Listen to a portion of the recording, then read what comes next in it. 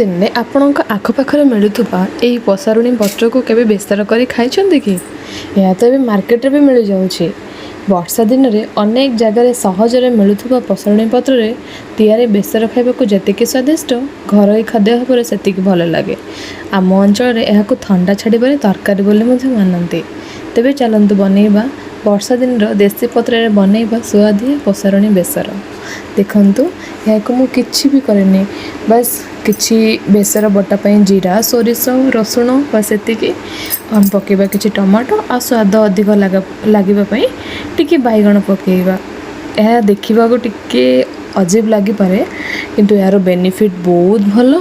ଆପଣ ରୋଷେଇ କଲାବେଳେ କିଛି ଅଲଗା ସ୍ମେଲ୍ ଆସିପାରେ, କିନ୍ତୁ ଏହା ଖାଇବା ବହୁତ ଭଲ ଏବଂ ଦେହ ପାଇଁ ମଧ୍ୟ ବହୁତ ଉପକାରୀ। ଥରେ ବନେଇକି ଖାଆନ୍ତୁ ଆଉ ଜଣାନ୍ତୁ।